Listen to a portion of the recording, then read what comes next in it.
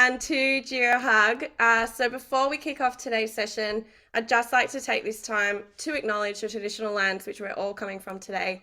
I'm here on the beautiful lands of the Gadigal of the people of the Eora Nation, and I'd like to pay my respects to the elders past, present and future. So I'm so excited to have Anita Parbhakar-Fox with us today. Anita is the group leader of the new Mine Waste Transformation through Characterisation team at the WH Bryan Mining and Geology Research Centre, which is part of the Sustainable Minerals Institute. So Anita's research is focused on mine waste characterisation to improve mine planning and waste management practices. And today she'll be sharing with us her insights into no more mine wasted opportunities. So it is going to be a great session. Please use the chat. We'll open up the floor, have discussions at the end. And yes, thank you so much, Anita. It's wonderful having you. All right, well, yeah, Jess has been through the acknowledgement, but obviously on behalf of UQ, I'd also like to acknowledge the traditional owners and their custodianships of the land on which we meet today. And we pay our respects to their ancestors and their descendants who continue cultural and spiritual connections to country. And we recognise their valuable contributions to the Australian and to the global society. So thanks very much for that. So today I am going to be talking about some of the research that myself and my group here at the Sustainable Minerals Institute have sort of been putting together over the last little while. So I've titled it No More Mine Wasted Opportunities, because I guess essentially, you know, there's been this massive shift in terms of our attitude towards mine waste. I mean, certainly there have been a lot of examples of mining companies themselves sort of reprocessing their waste as part of their business, but now it seems like it's really grown into its own sector, and people are really sort of starting to take it a bit more seriously, particularly because of the circular economy and the drive to find more critical metals and minerals. So that's what I want to talk about today. And I also want to reflect upon our changing attitude towards waste in Australia. So I guess that's the reference to the date there. But before I begin, there's a whole cast of people to thank, really. So I want to just thank everybody in the MyWatch team, who you can see there in the red square, but we also have a lot of collaborators that sit outside of our main group. So just want to thank Nathan and Belson for their contributions, but also to our project sponsors. So our main ones that I'll be sharing the research from are really the Department of Resources here in Queensland, so the GSQ, Geoscience Australia, and there's also some mining companies, Grange Resources and MMG. And I'd also like to shout out to some former postdocs and students, Anne, Lexi, Joe, and many of my other former UTAS students. So thank you very much for your contributions. Right, anyway, so I'm going to kick off now, and I just want to take a step back. So in about 2017, it was really thereabouts, Craig Rucastle went on this massive television journey where I guess he got the public interested in waste again. So certainly, you know, there's always been efforts to undertake recycling, but I guess this was kind of a big formal drive towards getting the public excited and engaged in waste. And certainly, I guess the program that he was sort of presenting was the War on Waste. And I guess there were lots of different mine waste that are not mine waste types that he was focused on. So I guess plastics, for example, was a massive one. So I think we all remember him sort of running down the road, sort of chasing people in sort of big plastic bags and so forth, and sort of taking on McDonald's and the plastic straws. And it's been very productive, I suppose, the re-engagement with the plastic recycling sector. And I suppose I just wanted to find some examples of things that have changed since then. So certainly CSIRO have kicked off a great deal of research to look at how they can kind of improve and reduce the amount of plastic wastes that that we as a global society produce, but particularly here in Australia. And so there's been some neat sort of technologies that have come out of that sort of space. And certainly we see this change in our own attitudes, you know, even in supermarkets too, with the sort of push to reduce single-use plastics. Food waste is another massive one that Craig sort of addressed. And certainly, you know, I guess when you look at the statistics, it's quite shocking that 1.3 billion tonnes of food is waste. And I think that they say, you know, if you read about it, it says that a third of all food that is produced is actually wasted. That's quite staggering. I mean, I was reading one statistic and it said that one burger that you throw away is the equivalent water usage of a 90-minute shower. And so I guess there's a lot we can do in terms of reducing, I guess, food waste. And certainly there's been a lot of charities and other sort of organisations that have tried to fight food waste. And so I guess here in Australia, we have Oz Harvest and schemes like that, where, you know, I guess they're looking at sort of these second opportunities to reduce food waste by, you know, repurposing thrown out foods. And also, I guess, instead of things going to landfill, making sure that they go to composite. So obviously change is brought about through that. Textiles is another big one. So 92 million tonnes of textiles is wasted. And anybody who's in Australia would have noted that this week there were big discussions about, how during the lockdown and certainly in more recent years, people have spent, have sort of been purchasing a lot more in terms of fast fashions, and things like Kmart certainly don't help in that space.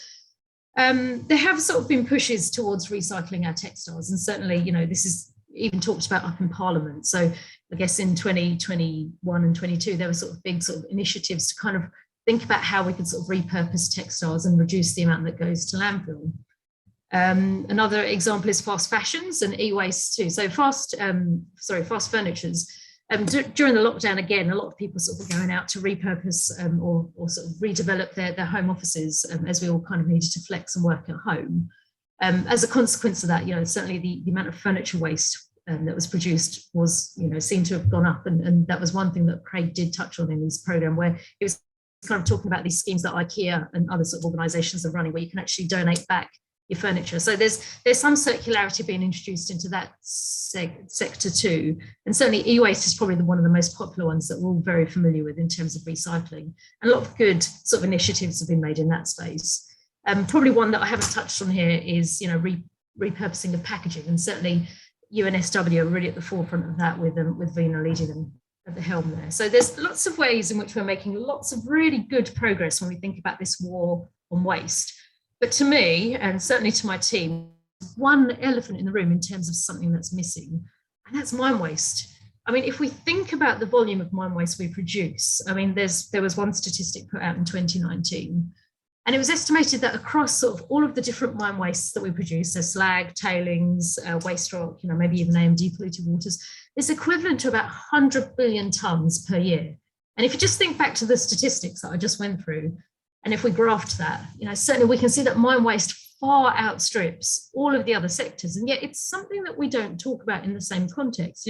Craig hasn't touched it. It's not something that's, it seems like it's sort of debated in Parliament, as we saw perhaps with the textiles. And the image in the background there is Bingham Canyon.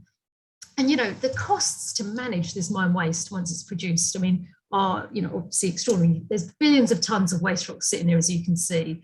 I'm not going to comment on sort of the engineering and the profile of the waste rock dumps, but certainly this statistic here that I found said that, more than $400 million have been spent on cleanup. And I rather suspect that number is probably a little bit less than the true, amount that's been spent over history. So we can certainly see we've got this huge problem in terms of something that we need to manage. So to me, it always seems very surprising that, particularly in Australia, where we have so much mining activity, that mining waste hasn't got onto the radar of things like the war on waste. So in many ways, maybe that's a good thing, because it may not do our industry much good in terms of reputation, but there's certainly a very important point to sort of address, and that's the circular economy.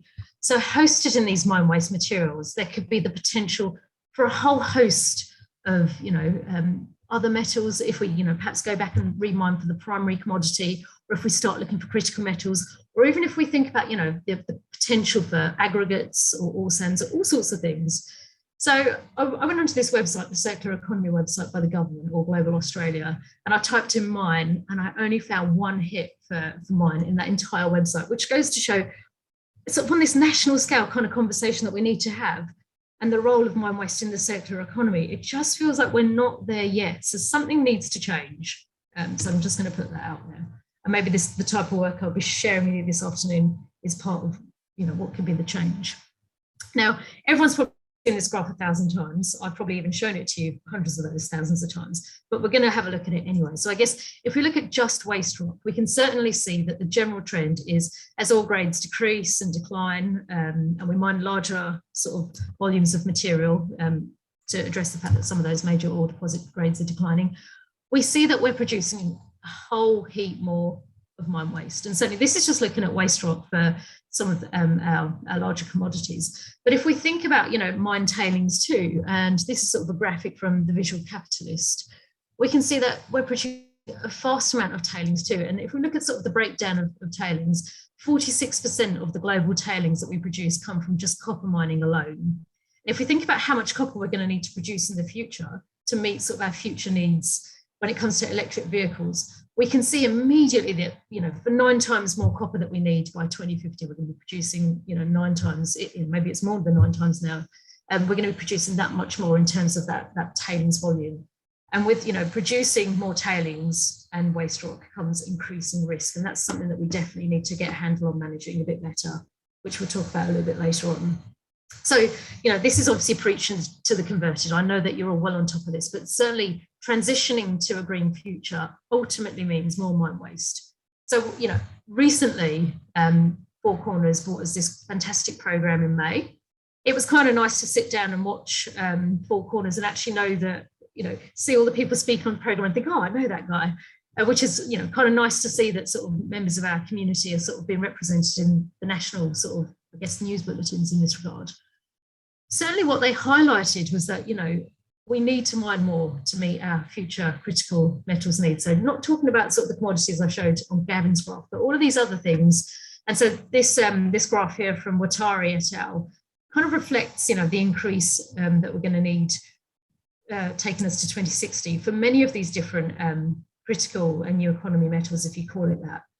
So transitioning to a green future is great, but it does mean that we're going to produce more mine waste. And certainly the program did touch on that, and it touched on some of the challenges, but there was a big thing that it missed, and we're going to address that a little bit later on.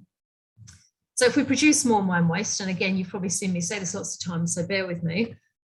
If we produce more mine waste, we're just going to increase some of the risks that are sort of associated with mine waste management. So certainly from a geotechnical point of view, we can see over time there's been many, many examples of tailings dams failures. I'm not going to share Brumadinho today because I know that it's sort of, embedded in our brains that happened in 2019. And that was very tragic, with over sort of 250 people losing their lives. And certainly as an industry, we very much, took, a severe amount of, I don't want to say reputational damage, but it certainly highlighted to the global community that mine waste poses a very serious risk.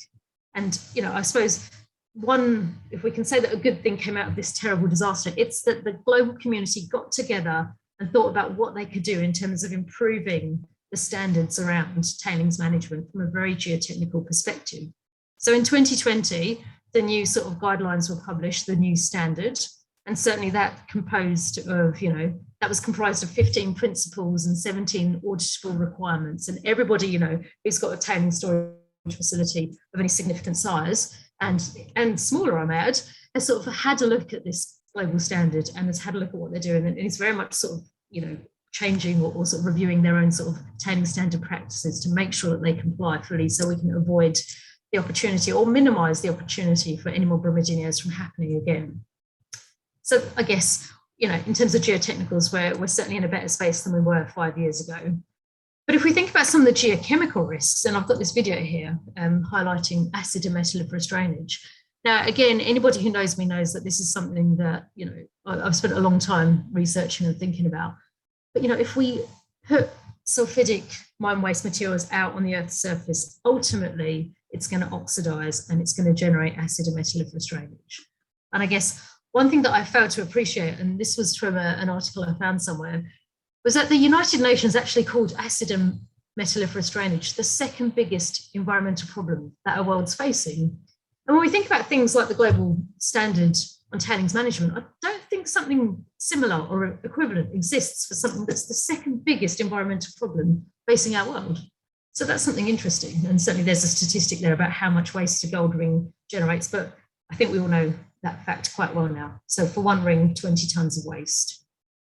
Now, there's other things that, in a geochemical context that impact communities, and certainly dust generated from mine waste is quite significant.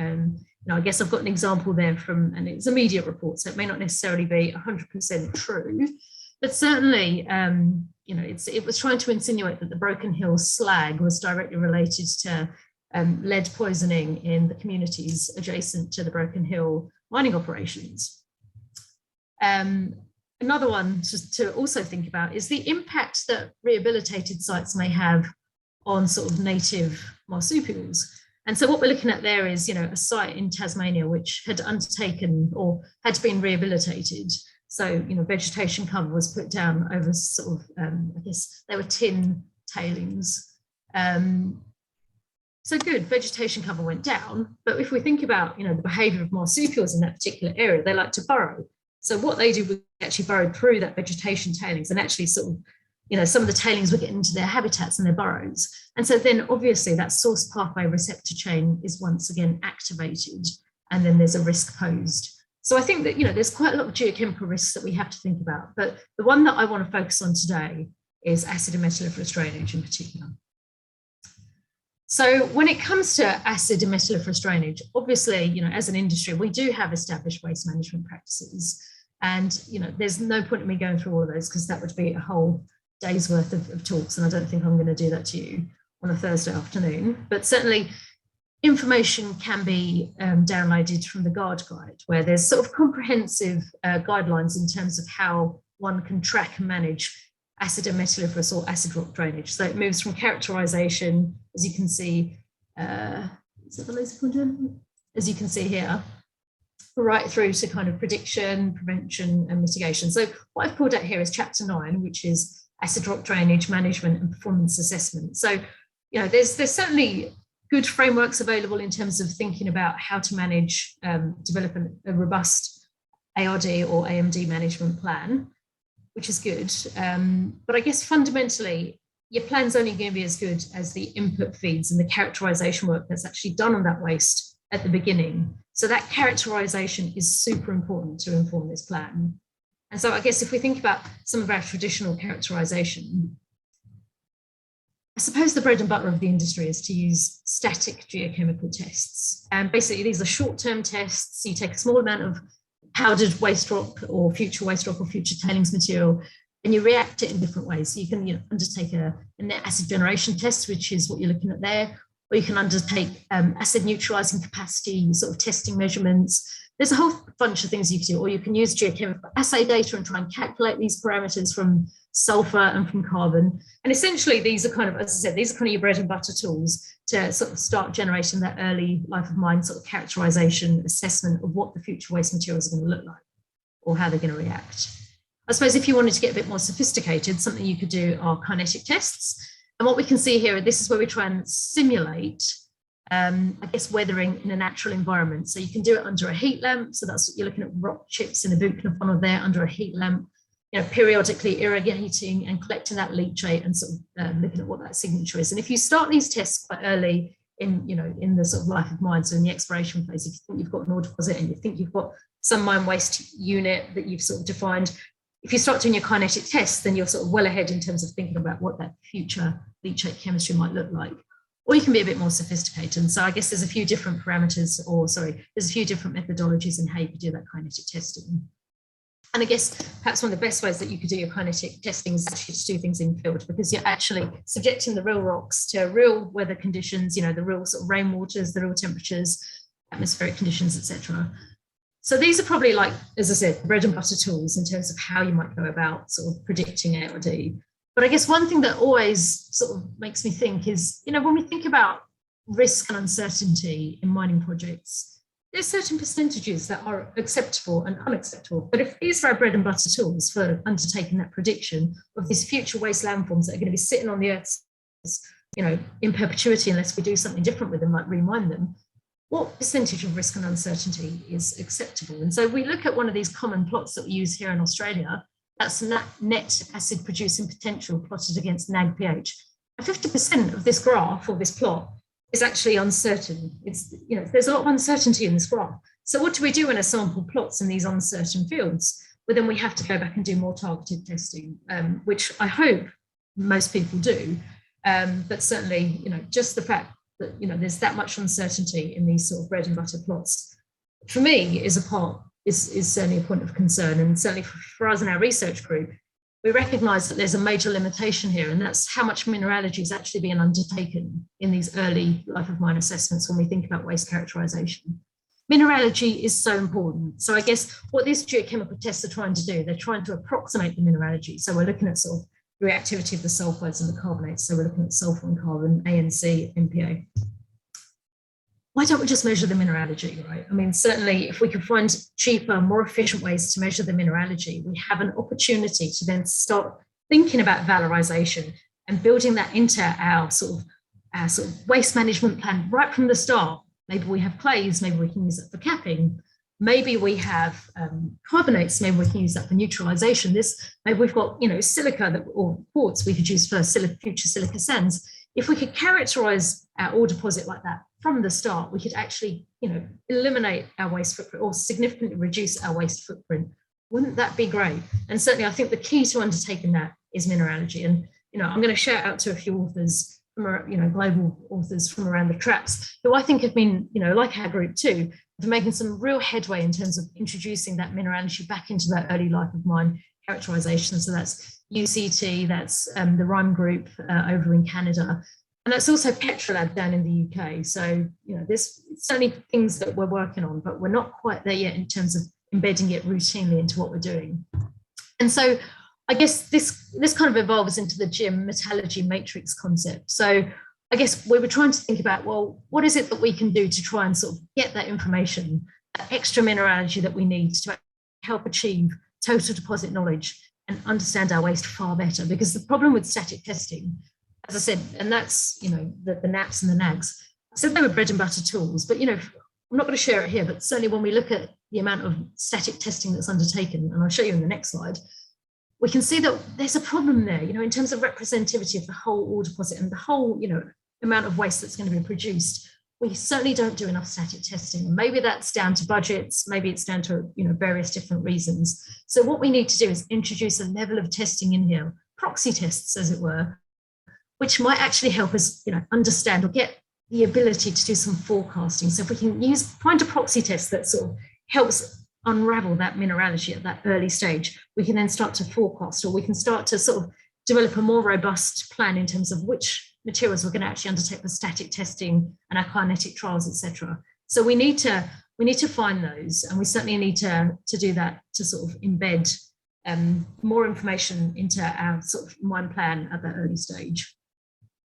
So I guess I did say that I was going to show you what I mean a bit more diagrammatically. And so here's an example, and I'm not going to tell you which site, but certainly we were working with a site, and we looked at how much they drilled, and let's just say it was about 190,000 meters, and of that 190,000 meters that they drilled, 35% of that was hyperspectrally scanned, which is great. Hyperspectral scanning is an awesome tool to use to actually look at getting some more mineralogy. Certainly only 35% was scanned, but that certainly seems like a good idea to me.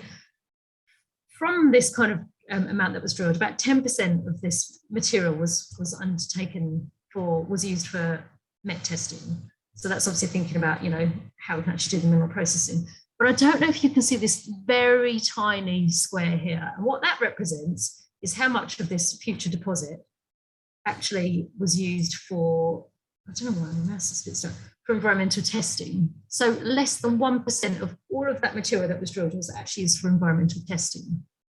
That's really surprising. And that's a really good way to contextualize it. So I guess one thing that we were trying to do was we were trying to use some of that hyperspectral scanning data, and I probably, Brenton talked a little bit about hyperspectral scanning this morning, use some of that data to actually see if we can develop some of those proxy tests and actually get that mineralogy out and use that in a geoenvironmental context. And so what we did was one of my postdocs, Laura Jackson, in her PhD thesis, she developed something called the Geoenvironmental Domaining Index, where she was looking at, can we actually use that hyperspectral data and start forecasting where our acid neutralizing zones might be, where sort of our hotspots might be in terms of acid formation. Because if we can do that, we can actually start to improve how much we know in terms of the future sort of footprint in terms of environmental characteristics and potentially those geochemical risks that we talked about a little while ago.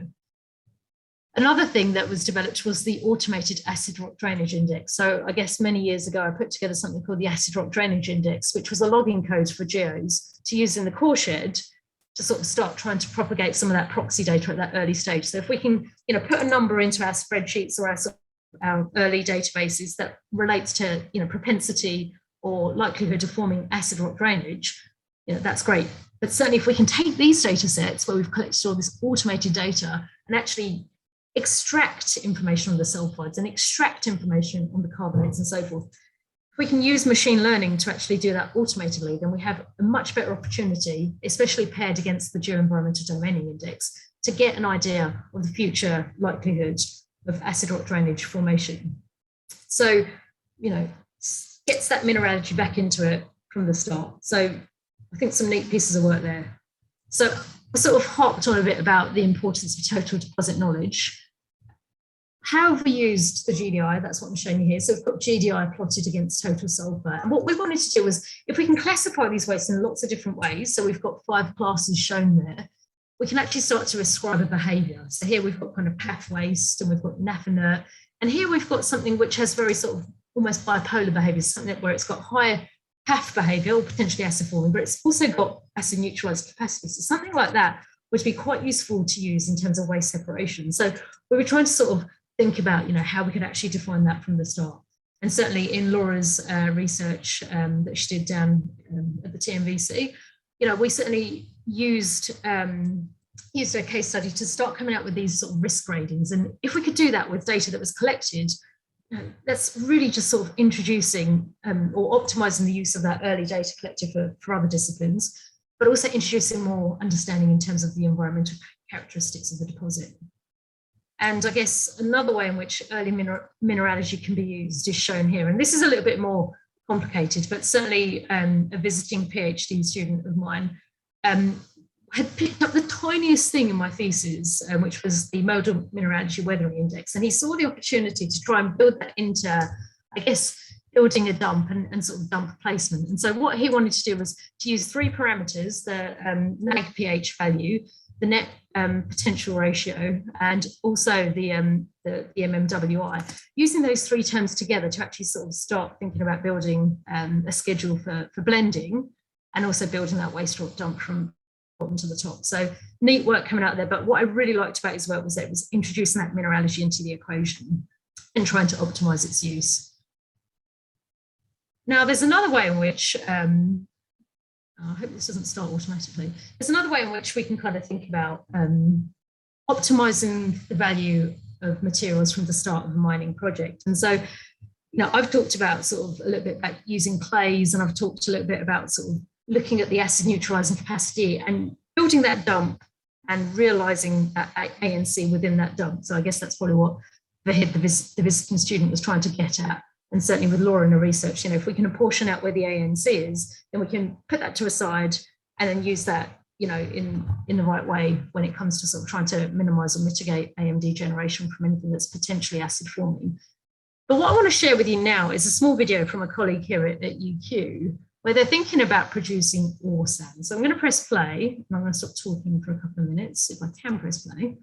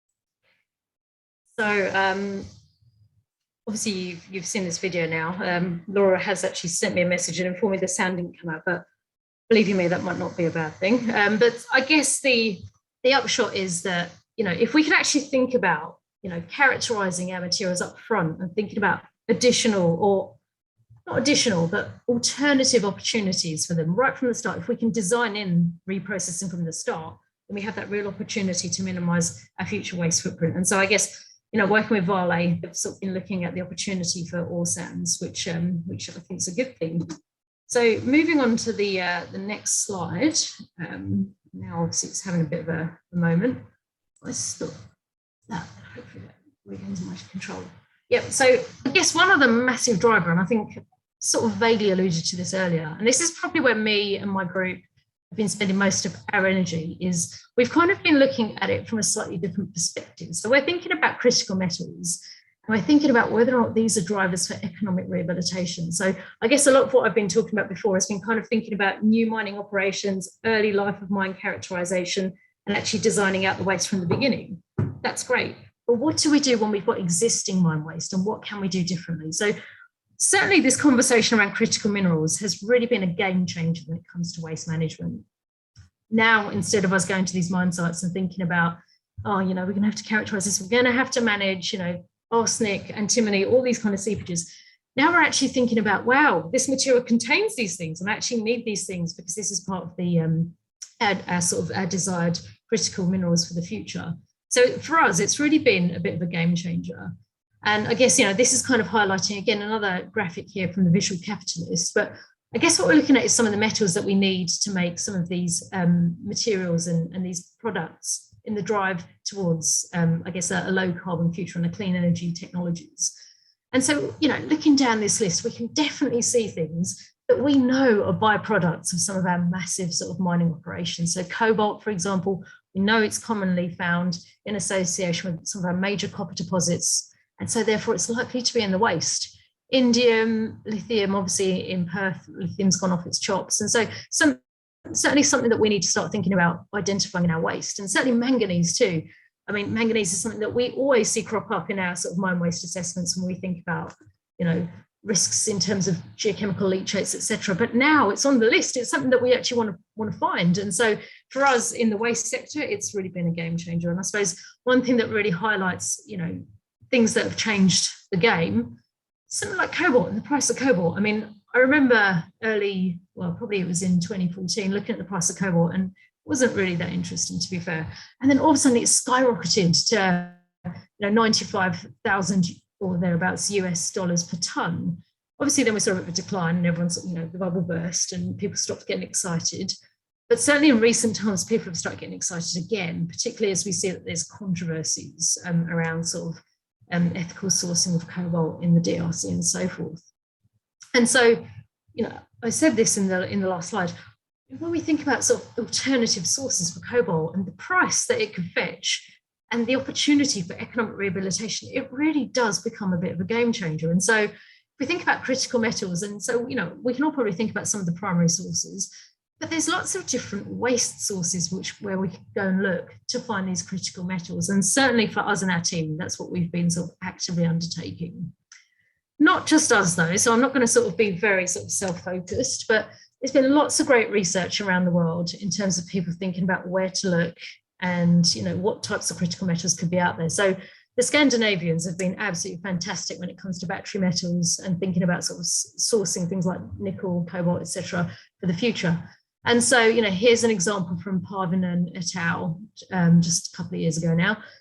What they did was, they were looking at historic tailings dams, and that's what you're looking at there, but they were thinking about how we can actually model out that value with sort of old data sets. So, sometimes we're looking at old databases, but how do we actually start using that data to develop 3D block models so we can actually understand where that value is? And so I guess they took a case study where they were looking at cobalt, copper, and gold, and sort of starting to use sort of new tools and new thoughts in terms of how we model to actually sort of start defining that value based on these data sets. Melenchi, that's another example of a Scandinavian study where certainly they were looking at tungsten in some former mine waste materials and sort of trying to develop a bit more of a geomet framework in terms of characterizing and reprocessing the materials to actually recover that value. and Lozano et al., they undertook a study where they looked at sort of the rare earth element concentration actually in the AMD waters themselves. So obviously acid and metalliferous drainage, the word metalliferous obviously suggests that it's actually in solution already. So if we could actually reprocess that water to recover the critical metals or other metals, I may add, of interest, then again, we've got an opportunity to break that source pathway reception or minimize sort of longer term environmental harm. Now, some of the companies have got involved with this too, and so probably don't have time to talk through all of them, but certainly you can see here, there's a lot of global sort of big projects, funded by H 2020. There's activities in Chile where they're sort of looking at sort of compiling what their sort of, I guess their country's knowledge is in terms of what's in their Chilean mine tailings. And, listing here just some companies looking at producing additional nickel and other sort of commodities, cobalt in the case of Capstone. And Rio obviously have a big project looking at scandium. I've been in Canada, which is great. So I guess it kind of brings us back to Australia. I mean, I did obviously title this Australia in 2022. What are we doing right now? So here's some, I guess, examples of remining or future remining, some potential projects. Century Mine has probably got to be the most famous example right now in terms of tailings reprocessing and remining. And so certainly New Century Resources, they've gone back there and they're sort of somewhat extracting what was once the primary commodity, so zinc, which is good. Mount Carbine, again, have taken a similar approach, EQ Resources, at the Mount Carbine mine, where they're looking at sort of recovering tungsten from various waste streams across the traps there. And I guess in terms of some new projects at Mount Morgan, obviously it's a very classic case study here in terms of thinking about acid and metalliferous drainage, but there's an opportunity there to reprocess and extract gold, which Heritage Minerals are doing in collaboration with Green Gold, where they're using their resin process to actually recycle the cyanide to make that a bit more efficient. And, even really new projects are sort of kicking off up here in Queensland with Dover Castle Metals looking at sort of the Tommy Burns prospect and thinking about if there's an opportunity to recover tin and tungsten from sand tailings. So a lot of interest, which is great. But I guess the question is, what else is out there? So here's just some simple drone videos just showing some of the different environments that we have out there to go and characterize. And so if you look at some of the statistics that sort of try to, I guess summarize how many mine sites there are out there, active, inactive, or, legacy, abandoned, whatever. It's estimated there's about 50,000 mine sites out there that could be potentially characterized. And as we can see from the different videos, they're really different in terms of their character. So in terms of their sort of architecture, their landscape, their sort of current situation. So here we're looking at sort of spent heap leach material at a really small site called Pindora. Here we're looking at sort of mine tailings at Capricorn Copper. Down here we're looking at sort of the Mount Oxide mine, and we're looking at sort of a lot of, I guess, relict waste rock dumps and sort of stockpiles. And here in this last video, we were looking at sort of Balgammon mine site, where they've, the government's had to step in to sort of take on management because the company defaulted. So lots of opportunities out there. But I guess what I want to highlight is that they're all so different. So every single one of these, well, not every single one, 50,000 might be a bit much, but the major ones in terms of sort of acid formation, they need to be characterized. And there's been a lot of people that have understood this. And I guess I'm just sort of putting a snapshot here of some of the collaborators that we've had that have sort of come along on this journey. Certainly the Queensland State Government have been brilliant in recent times in terms of funding this opportunity to go and characterise these sites, as have Geoscience Australia, and in collaboration with people like RMIT and some of the other state governments and some of these companies, we've been able to go out and start having a look in terms of what's going on. So that's what we've been doing a bit more recently, but I'm just going to take a small step back in time. So I guess when we sort of started off this type of work, we were thinking about, well, I used to work in Tasmania. I came from the University of Tasmania, and I was down there from 2006 to 2019. And in that time, this kind of whole desire to sort of start looking at, mine waste with this kind of secondary lens started to crop up. And we can probably see why. So I guess I just wanted to show you some of the legacy mining challenges in Tasmania. So we're looking at the Mount Lyell mine site here. And, obviously began mining or sort of discovery of sort of the first ore bodies in the late 1800s. Very checkered history in terms of, environmental management and some of the things that sort of happened. So I guess the major thing is that what we have left at the site right now, sort of 50 million tonnes, probably more, of waste rock materials around Queenstown. And on average, it's estimated to contain about 10% pyrite, which, I guess, as we should know by now, if it oxidizes in these waste rock piles, it's going to produce acid and metalliferous drainage, which is what you're looking at here at the base of one of the slag dumps. Now, there's lots of different challenges that we have down there. So we've got riverine tailings that were deposited all along the Queen and the King River, and that's what you're kind of looking at here.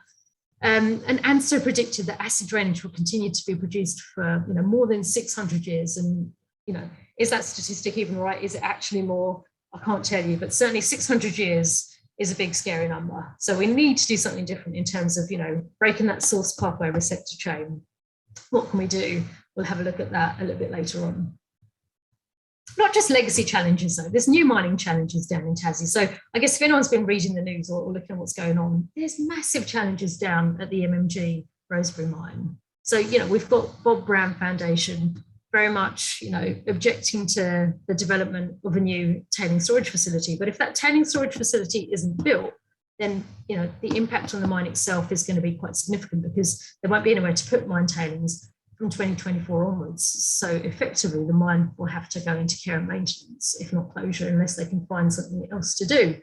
So it's been very much, in and out of the courts, arguing, can it be built here? Can it be built there? What's going to be the impact in terms of what's going to be the impacts on the tarkine, the owls, etc. It's not resolved yet, which is probably something that's of high anxiety to the community and to the environmentalists too. So I guess news from yesterday, MMG still awaits decision from the federal minister in court regarding further development at its mine in Rosebery. So I guess what I'm highlighting is that mine tailings management and mine waste management is still a big issue and a challenge in Tasmania. So what can we do? What are sort of the opportunities to flex and sort of think about different opportunities? And so I love this map. I've shown it a million times and I'll probably keep showing it until my very last lecture. But what we're looking at here is a map that was produced in 2001. And I still think it's great because it maps out where all of the hotspots are in terms of acid and metalliferous drainage on the Tasmanian surface. So 2001, federal government, Office of Supervising Scientists went out, mapped, located these hotspots, NAP, net acid producing potential. So red's hot, bad. We can see obviously they concentrate around our major ore deposits in Tasmania, but we could actually look at this in a really different way and think, well, sulfides can host a lot of those critical metals that we're looking for. So maybe what we're actually looking at here is an exploration target map when we're thinking about secondary exploration. And certainly there's been a couple of projects which have looked in these kind of hotspot areas. So the Helier Gold Mine's one, productive mine now, great example of a mining project where they're reprocessing tailings. And so they're pulling out gold, silver, zinc and lead. Elementos too, another example of a mining project just outside Savage River here. And here at the Cleveland Tin Mine, they're looking at the opportunity to reprocess those tailings, recover tin, recover copper, and use that money to kind of kickstart some hard rock mining. So not necessarily a bad approach. And a lot of people have sort of gone through that kind of thinking about reprocessing the tailings, generate some capital, go back and do the sort of additional hard rock mining.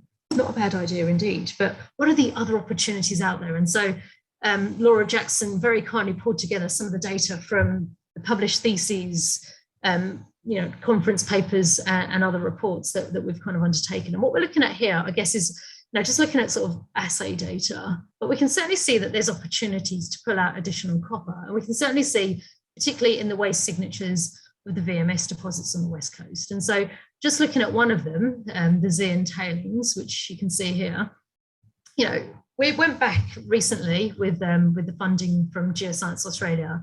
We went back down to Zeehan, led by Cam Bawani, one of our postdocs here, and we characterised it. So I guess we wanted to look at the opportunity for reprocessing, and I haven't got time to go through the whole study, but certainly we can see that there was significant endowment of copper, silver, lead, zinc, and antimony. And we did measure gold, but we're not going to talk about it right now. But certainly there's potential to go back and actually reprocess, recover that copper, but also some additional things. And when we think about the environmental situation of these tailings, this could be particularly advantageous because these tailings are pretty high in terms of their pyritic content. And so AMD is certainly an issue at this particular site. So, I guess thinking about repurposing opportunities, there could potentially be something here. And I guess looking adjacent to the site, so if we just look here, there's a slag pile here, which is under the ownership of a different sort of company and so forth. And so this particular slag pile is running significant loads of zinc. And so if we're thinking about reprocessing for copper, maybe there's also, as we saw in that graph previously, maybe there's an opportunity to also reprocess for zinc if we were to go back to this site. And certainly there's been a company, R3D, I think they're called now, formerly Tartana, which have sort of taken up the opportunity to reprocess that slag and recover the zinc certainly, but also some of the other things that are contained within that material. And so that's kind of an example of valorization in the west coast of Tassie, which is good. But there's also further opportunities. And now I'm thinking about cobalt. And so we talked a little bit about the price of cobalt earlier.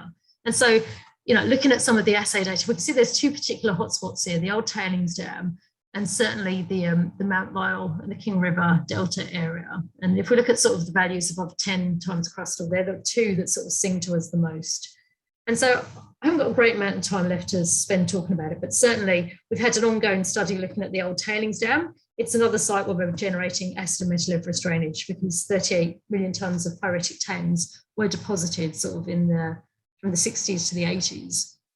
And so we undertook a study where we sampled the tailings, did MET test work, looked at the opportunities to recover the cobalt through bioleaching.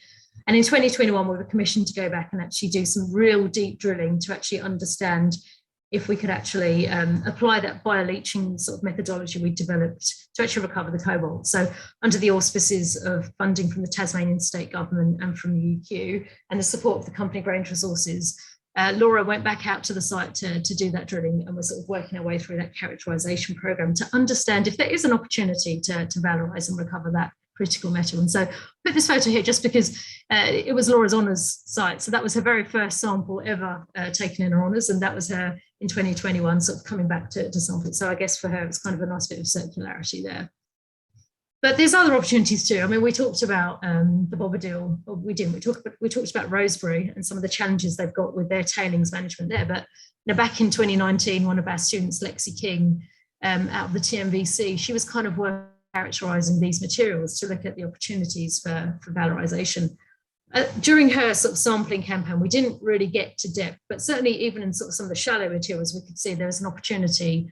Well, certainly we could see free gold, for example, there. So potentially these could be gold bearing. And if we could actually define that there was, a business case for repurposing or reprocessing and recovering that gold and other critical metals, then potentially, we could reduce the volume in that TSF. And maybe that's something that could then offer some additional volume for future tailings when we think about that challenge of not having somewhere to put tailings in 2024.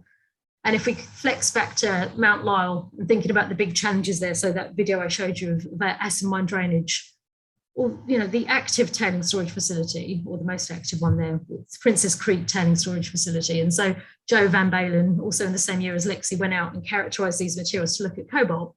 And if we look at some of the values of cobalt that she had, certainly we calculated there could be just under 6,000 tonnes of cobalt contained in these materials. And so I guess that's very back of the envelope, but it does certainly show that instead of being something that could potentially form acid, there could be that opportunity to reprocess and recover that additional material, that additional value.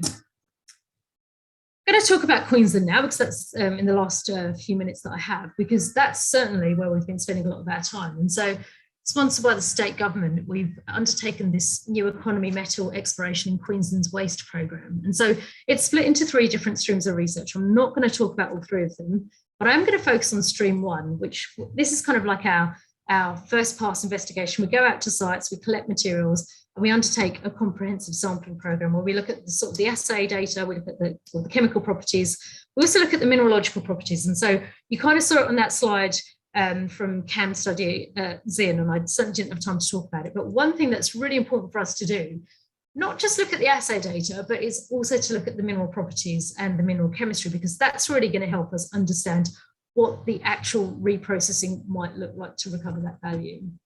And in terms of where we've been sampling, it's just a quick map here, just showing sort of some of the sites. A lot of our investigations have focused in the Northwest Minerals province, because I suppose we know that there's going to be that relationship between copper waste and the endowment of cobalt. And when we started out this project, we had a bit of a crush on cobalt. So certainly that's where we wanted to be looking. And so, yeah, I mean, but in terms of rare earth elements, wolfram camp, so looking at tungsten, indium, etc. There's been a bit of a cluster too in the northeast, but the northwest is really where we've been mainly focusing. And so what I'm going to show is some early results. And so much like I showed you from Tasmania, this is kind of a summary of some of the key assay findings we have. And again, sort of screened against 10 times crustal, we can see things like Great Australia, Osborne tailings, Rockland tailings. These are the things that really sang. And just under sort of 10 times crustal was the Capricorn copper mine. And so in terms of what that meant for some of our future thinking, I said that those mineral properties were really important. So what we did was we had a good look at the automated mineralogy data to start thinking about what reprocessing might look like. So if we've got these materials, are we going to need to undertake further processing to get them ready for sort of further flotation, etc. And so, we had a good assessment, and we can see here for Capricorn copper that yes, we would need to do a bit more comminution work. In terms of grain size, we're looking at something that's between 45 to 65 microns. Things like magnetic and gravity separation wouldn't be appropriate. Whereas, here where we're looking at the Osborne tailings, we've got cobalt hosted in 3 different minerals here. And so, a bit more sort of variability in terms of, how we might go about processing. So something like magnetic processing or separation would be obviously useful for magnetite, not so much for others, but, for the comminution, we would need a bit of attrition to sort of clean surfaces in the case of pyrite and indeed magnetite. And looking at the Rockland tailings here, again, we can see of the 3 types, a little bit finer grain size in the lower end of the spectrum, which means that some of the methods we might need to use might need to start considering fine particle flotation. So I guess it's just sort of to demonstrate some of the things that we do need to think about if we are going to move towards reprocessing. And certainly there are considerations that have been taken up in future studies or ongoing studies that we're doing. So Laura Nichols here at the SMI, she's undertaken her PhD research looking at Capricorn copper and cobalt in the ore right through to tailings, and also looking at how cobalt moves through the mill. And so I guess what we're looking at here is some of the micro XRF data where she's really trying to understand, cobalt mineralization and sort of looking at sort of the particular mineral phases that we actually have in the tailings. With Rocklands, we're in a collaborative agreement and project with Geochemical. We're looking at sort of, the MET testing. We're looking at the opportunities for bioleaching and using indigenous bacteria to recover that cobalt. And down at Osborne, we're looking at sort of, we have partnered with Cobalt Blue, and we're looking at sort of cracking out the cobalt that's in the pyrite using their proprietary technology. And at the Great Australia, we need to go back and do more sampling. So this sample here had over 7,000 ppm cobalt, which I think is pretty exciting.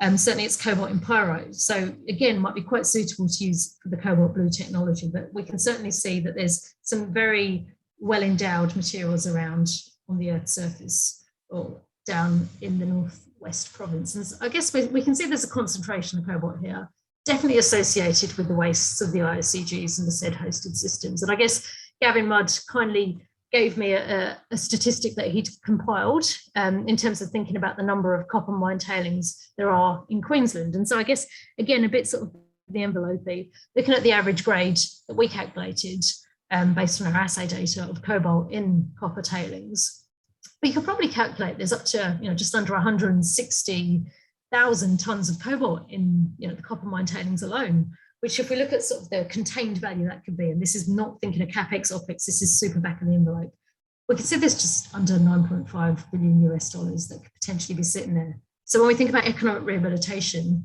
and we think about what happens if we don't sort of do anything with these materials, we can certainly see that, there could be something very lucrative to be done in terms of thinking about recovering that critical metal we need, reducing our reliance on cobalt from the Congo, and actually bolstering Australia's contribution to cobalt through reprocessing mine waste.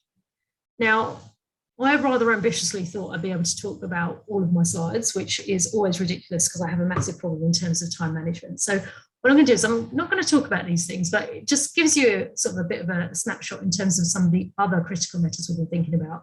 I'm going to linger on this one, though, a little bit, and that's indium, because indium's been one that we have been very curious about. And so a lot of our research on indium has been focused up in the northeast of Queensland.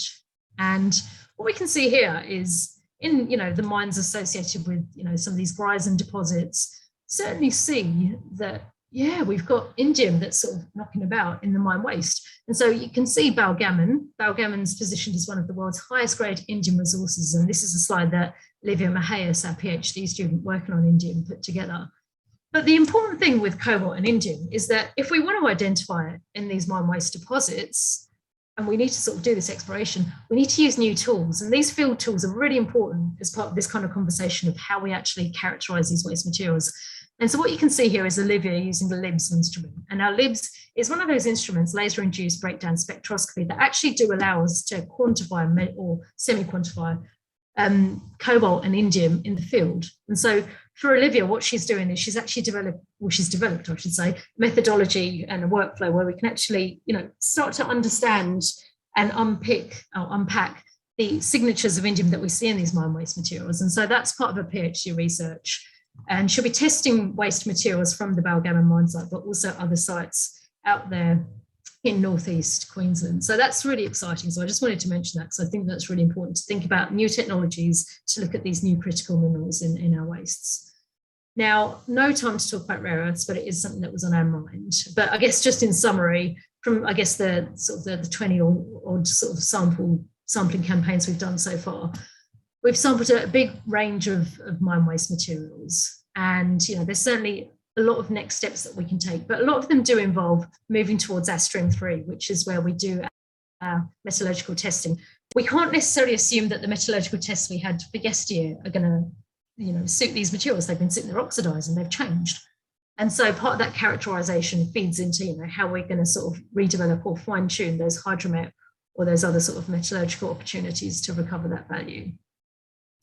Now, I do think I've got time to finish on this though. Where to next? And so in terms of Australia as a whole, there's lots of critical metal projects out there, which is fantastic to see. But, what are the opportunities for the waste? And that's what we want to think about as we move forward. So certainly we've got new projects kicking off with the New South Wales government to look at their waste, Geological Survey of South Australia to look at their waste, and also the Northern Territories government to look at their waste. And for me, and from my perspective, I think it's absolutely fantastic to see governments taking the initiative to go out, characterise these materials, and to put this information up onto their portals as almost pre-competitive data to attract investors into Australia and to develop these new potential, secondary resources. And we can see, from this paper put together by Sarkar et al. Not sure I fully agree with all of the stats here, I may add. He's put these together from looking at sort of available data on portals and so forth. But we can see there's so many, just thinking about tailings, so many sites to go out and look at. And so really excited to be working with the state governments moving forward. However, there are challenges ahead. We must caveat this. Technical challenges. So great, we might find these critical metals, and I've sort of spoken to the fact that we need to adapt and adopt new processes to recover the value. Government's on top of this, which is great. So I guess the government has put some money towards growing the critical metals sector, and lots of different companies just sort of earlier this year got massive cash injections to actually help them develop, I guess, refineries and, high purity sort of alumina processing facilities and separation plants for rare earth elements. And that's fantastic. But what does this mean for mine waste? Because certainly if we're going to look at these mine waste materials, we're going to have to think about how we actually fine tune those. And there's lots of new technologies available. These are not sort of at sophisticated TRL levels, I may add all of them, but certainly it's something we're thinking about. So we undertook a review on how we can fine tune these for mine waste materials. So I guess, we're starting to address those technological challenges, and we're obviously starting to see that investment from the government to help things come online. So we as an Australian nation can actually produce those metals rather than sending it out to China or other sort of countries to actually do the refining. We can grow our own things here. Legislation's a massive kicker though, because I guess when it comes to mine waste and going back to sites and thinking about remining them, there's a lot of barriers, and they come from, just the legislation themselves, and every different state has different legislation. So I can't sort of speak to, what the unified sort of approach is. But I do know here in Queensland, the Geological Survey have set up a mine waste working group. So they've got representatives from across government to join this panel where we can actually work through, what's going to be the red tape that might prevent sort of explorers go back to these sites and actually pick them up as land and start their exploration, and not sort of where necessarily the environmental liabilities that may already exist with us. So there's a bit of red tape to get through, but it's certainly having that conversation around the legislation in parallel to doing this characterization work is exactly where we need to be. So in summary, I guess I could give you the official summary here, which you can probably read, or I can give you what I think my real summary is. So I think in terms of real summary, there's some key things. So systems thinking, that's me basically harking back to the fact that we need to think about, the ore deposit as a whole. We need to think about not waste as some separate thing. We need to characterize the waste as good as we characterize the ore, because there's opportunities for it that we haven't yet uncovered that could exist. So a real systems thinking approach needs to be undertaken. Cultural change. So I talked about, earlier, the war on waste, but we need to be a bit more proactive, maybe as a community. I don't know who needs to do it, but certainly we need to be a bit more aware and maybe keep our industry and our governments in check when it comes to the war on mine waste. If we can talk about it more, we can raise the profile of the opportunity of mine waste and actually see if there's something that we can do differently in terms of turning it around. Some of those waste rock piles, they just need to go when we think about the environmental liabilities associated. Need to design for closure, and that sort of speaks to the systems thinking approach. And we also need to embrace opportunities to innovate. And here, this is something that actually Laura shared with me, but it's this Tekla project where they make houses of local clays. They kind of 3D print these houses using local clays. And that was kind of to help communities where we've got kind of, challenges when it comes to getting and sourcing building supplies. But imagine if we could 3D print a house made of clay derived from mine waste. Wouldn't that be amazing? So I guess we have to find these opportunities to innovate and not be scared to take them. There has to be changes in legislation, because a lot of the barriers that we're seeing when we talk about these mine waste projects and going from just a concept or understanding, there's potentially cobalt here, government needs to move with us and actually help explorers, mining companies, be able to actually tackle and tap into that value and undertake that economic rehabilitation we need. And I guess part of everything is sort of just making sure that our governments don't just arm wave, because I know I particularly am a bit sick of it.